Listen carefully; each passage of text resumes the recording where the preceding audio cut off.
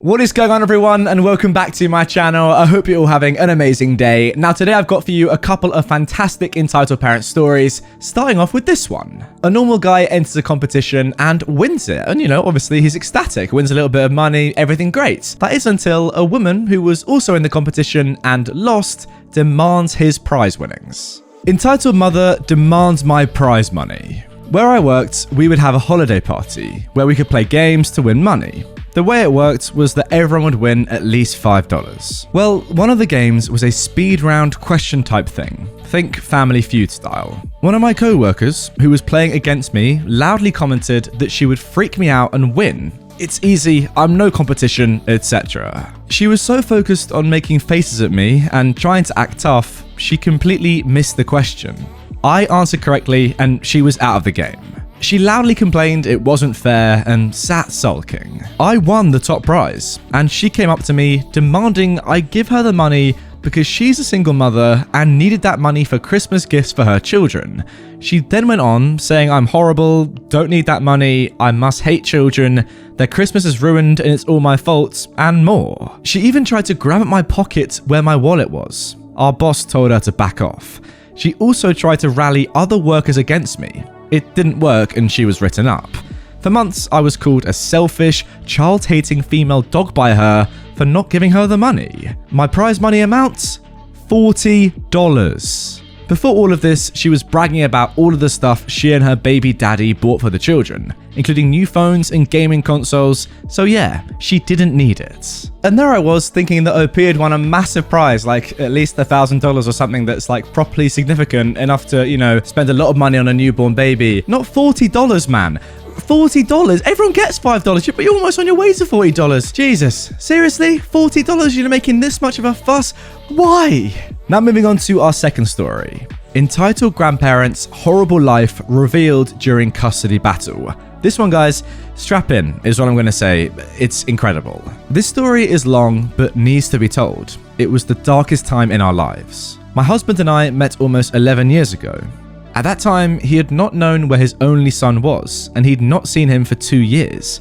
Before the disappearance, my husband had been involved daily, taking him to daycare and even the mum to work, until her boyfriend was arrested and transferred to another state for charges he had there. My husband sold his motorcycle to help her pay bills, but instead she packed up and took off to use that money to bail him out and live in the state he was transported to.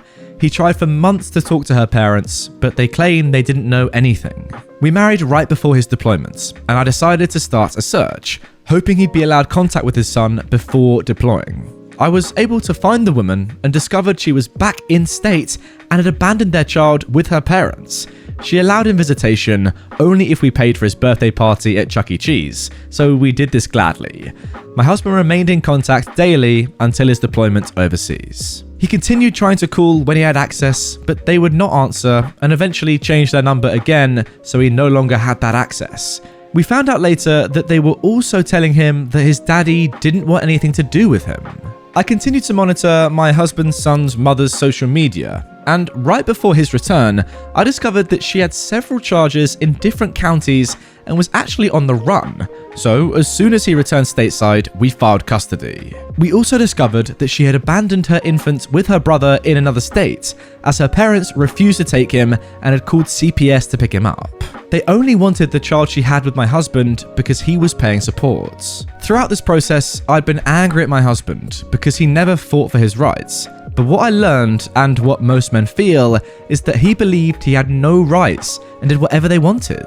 He and his family would have to pay support in order to have any type of visitation with his son. He didn't know that he could go to court and file for his rights, as most men don't. The grandparents were both druggies, who eventually dragged their daughter into it, and they tried pawning her onto my husband because her habit had become too much for them. When my husband discovered their lifestyle, he left, and she showed up a few months later pregnant. At the time of filing for custody, they awarded the grandparents temp custody during transition, because the mother was a wanted fugitive and couldn't be involved. Our state doesn't even allow grandparents' rights, but judges here will give over custody to grandparents before they will a dad, because they want the government funding they get from collecting child support from dads. We went through a year and 3 months battling a judge that hates men and straight up told my husband his military career made him look unstable, so she'd never turn over custody to him. So in response, he just gave up his military career. In this year and 3 months, these people would break every court order put in place and have zero responsibility for them. They wouldn't use a car seat, they were doing drug deals around him, he stayed sick due to the cigarette smoke in the house, they refused legal visitation time, and took off out of state to hide him.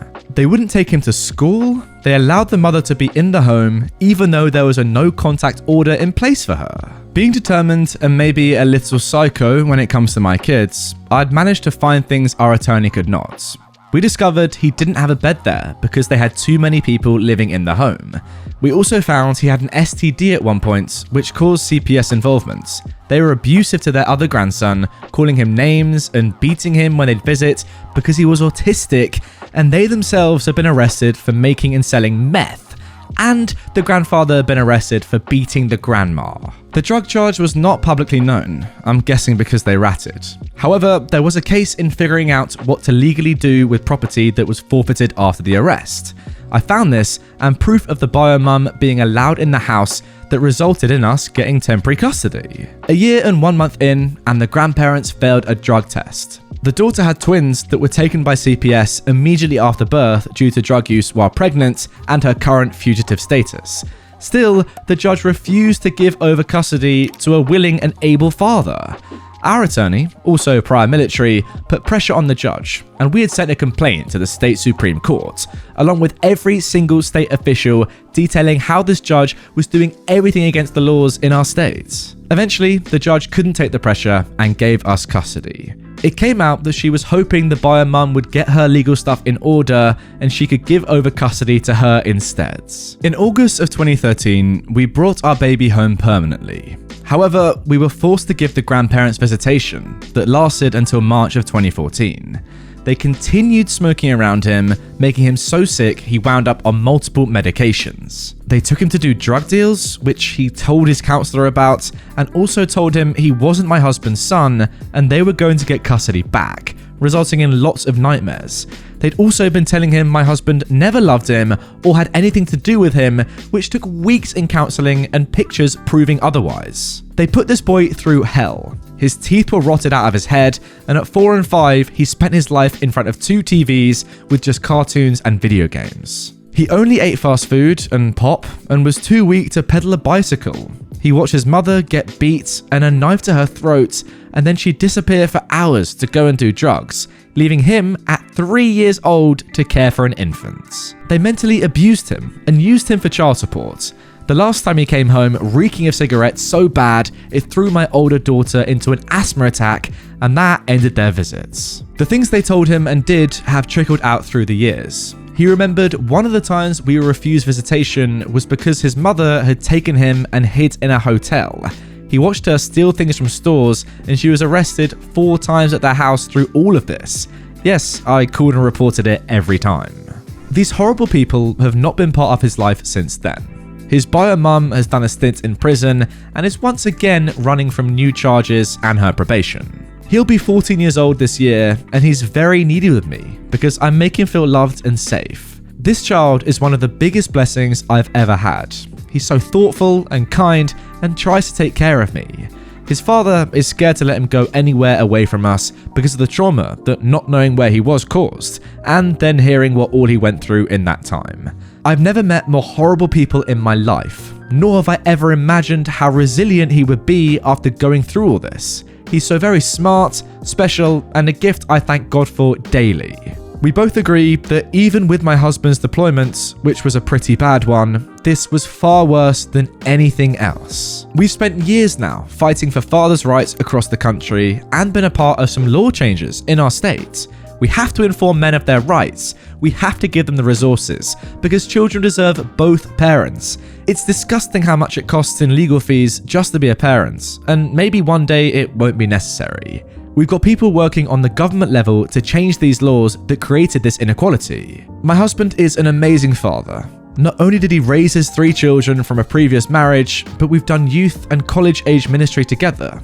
giving kids a family where they didn't have one before. We've provided a home, food, insurance, gas money, and phones. He will never stop caring and loving those that were abandoned. There are so many men out there that are amazing fathers, but don't get the chance to be. They take their lives daily. They have everything taken from them and are financially ruined when all they want is to love their kids.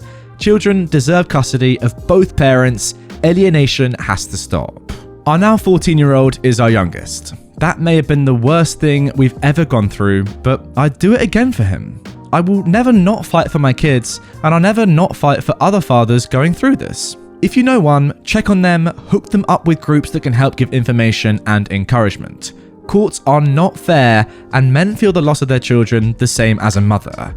They're hurting and grieving daily for a child that is still alive. They're losing hope and giving up. They're being made to feel guilty if they stop fighting because they're tired and broke. It's emotionally draining and leaves you completely depleted. These men eventually believe that it would be better for their kids if they just walk away. They don't want them in the middle of the fighting anymore. Maybe the ex and judges convince them that they're not worthy, so their kids will be better without them.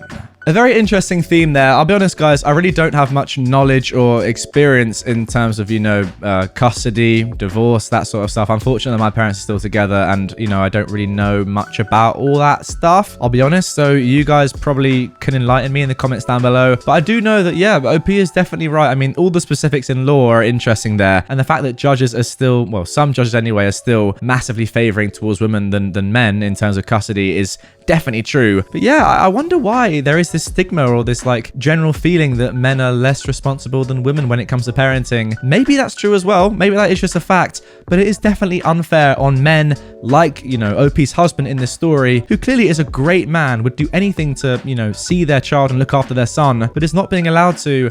And in fact, it goes the other way. Clearly the woman, his ex, and their family are just completely mental. Why is the judge siding with them over the man? Is it just because she's a woman? I don't know. It's tough to say. Maybe there are other reasons that weren't disclosed in this story, in this post. I'm not sure though, because as it stands in that story, a severe lack of equality going on in this case in particular. And if this is a common thing, throughout court cases and custody and divorce sort of battles, then it's very worrying, isn't it? And I'm not really sure why it's going on. But as I say, please let me know down below if you know anything about this, have experience with it, or, are a lawyer. That'd be ideal, because I really don't know too much. But interesting stuff nonetheless. Hope you enjoyed that story. Anyway, guys, that is going to do it for this one. Really enjoyed that last one. Very interesting, thought-provoking stuff. If you want more from me like that, then check out this playlist of all my Entitled Parents videos and one handy playlist for you. If you have some free time, if you're going to sleep, if you're chilling, whatever, whack that on, watch all of them. It's great stuff. If you're new to the channel as well, please hit this button as well and subscribe to me.